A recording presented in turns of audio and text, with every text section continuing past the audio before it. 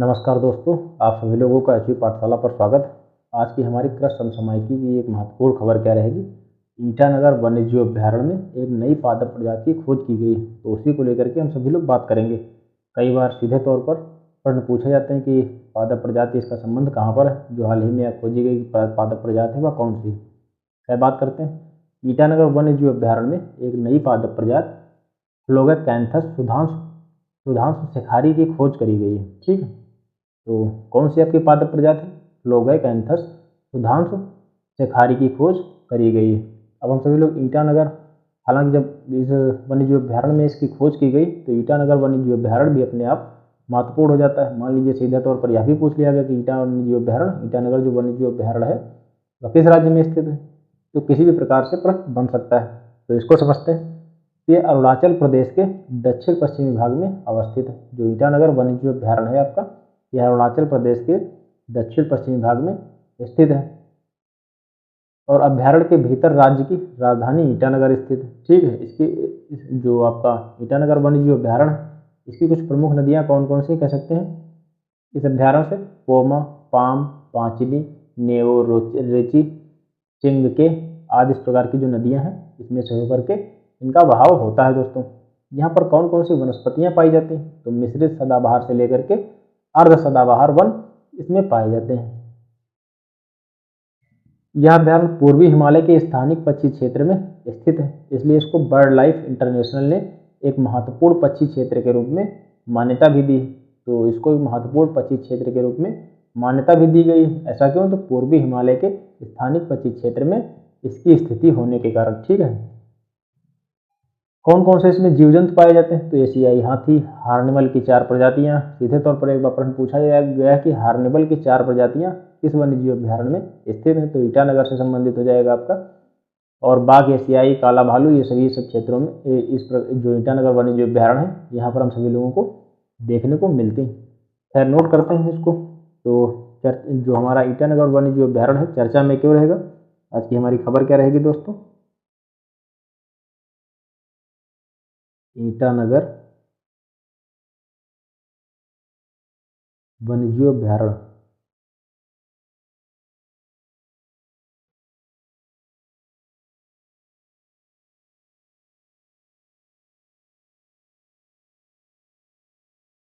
तो ईटानगर वन्यजीव अभ्यारण्य चर्चा में क्यों आया, इसको नोट करते हैं।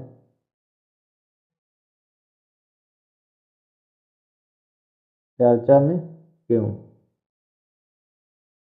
तो चर्चा में क्यों, अभी हमने बताया कि एक नई पादप प्रजाति की खोज की गई। एक नई पादप प्रजाति की खोज।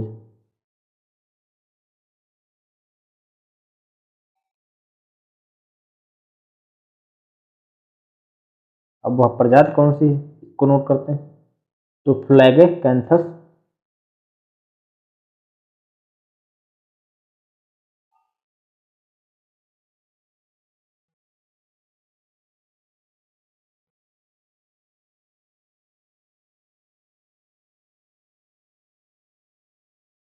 फ्लैगेकैंथस सुधांशु शेखारी, सुधांशु शेखारी,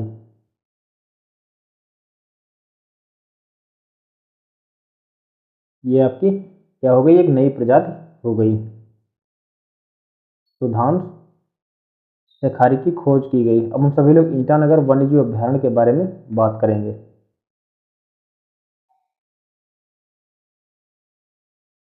ईटानगर वन्यजीव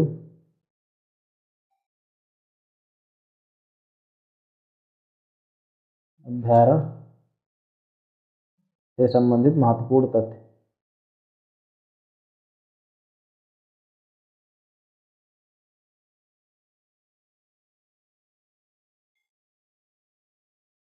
महत्वपूर्ण बिंदु कौन कौन से बिंदु हैं, पर नजर डालते हैं सभी लोग। तो पहला बिंदु क्या हो जाएगा आपका, यह कहाँ पर स्थित है, तो यह अरुणाचल प्रदेश के दक्षिण पश्चिमी भाग में स्थित है। यह अरुणाचल प्रदेश के किस इलाके में स्थित है? तो दक्षिण पश्चिमी भाग में स्थित है। दक्षिण पश्चिमी भाग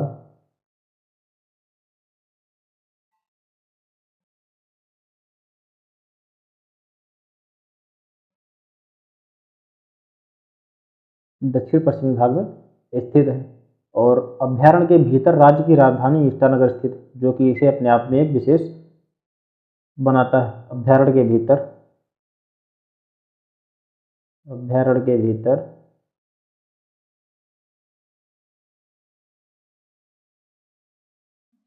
राज्य की राजधानी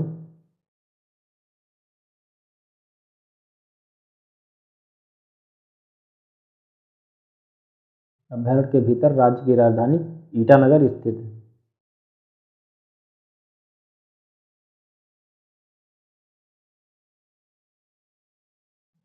अब इसमें से कौन कौन सी प्रमुख नदियां जिनका बहाव देखने को मिलता है सभी लोगों को? प्रमुख नदियां कौन कौन सी हैं इसमें जो इसमें से होकर के बहती हैं? पोमा हो गया आपका, पोमा, पाम, पाचिन, नेवोरोची,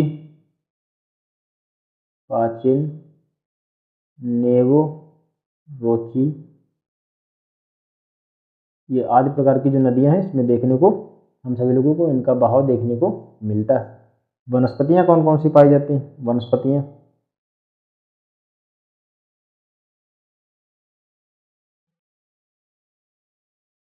वनस्पतियां कैसी मिलती हैं यहाँ पर, किस प्रकार की देखने को हम सभी लोगों को मिलती हैं? तो मिश्रित सदाबहार से लेकर के अर्ध सदाबहार वन पाए जाते हैं।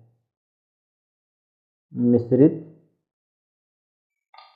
सदाबहार से लेकर अर्ध सदाबहार वन पाए जाते हैं।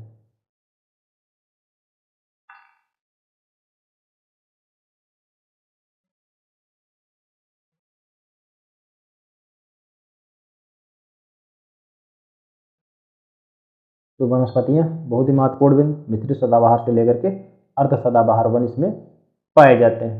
अच्छा, देखा जाए तो इसको अभी हमने जो बात की थी, यह पूर्व हिमालय के स्थानिक पक्षी क्षेत्र में स्थित है, इसलिए इसको बर्ड लाइफ इंटरनेशनल ने इसे महत्वपूर्ण पक्षी क्षेत्र के रूप में मान्यता दी। इसको भी नोट कर लेते हैं।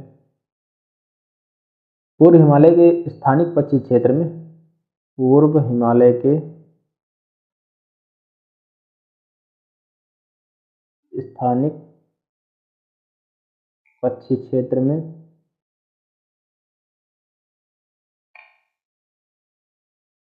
स्थिति के कारण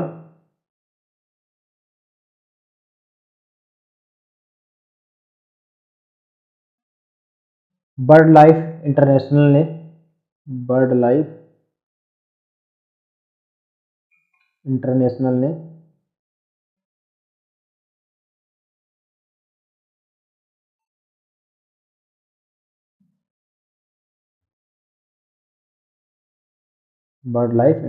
ने पक्षी क्षेत्र के रूप में मान्यता दी। पक्षी क्षेत्र के रूप में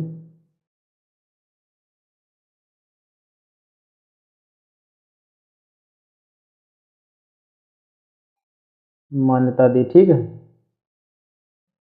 जो कि अपने आप में इसको अहम बनाता है। जीव जंतु किस प्रकार के इसमें पाए जाते हैं? कौन कौन से जीव जंतु पाए जाते हैं? जीव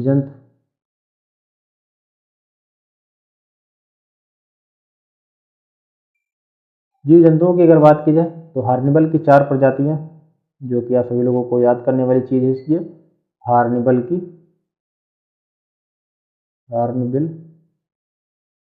4 प्रजातियां।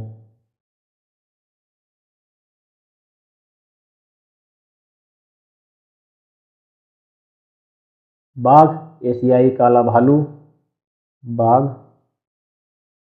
एशियाई काला भालू,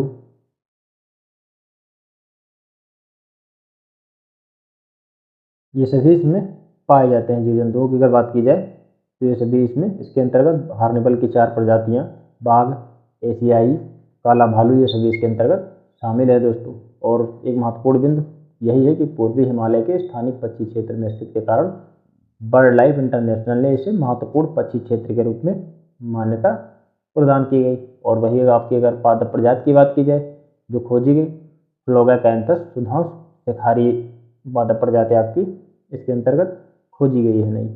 तो आज की हमारी यही महत्वपूर्ण खबर थी। मिलते हैं अगले दिन अगली महत्वपूर्ण खबर के साथ। धन्यवाद।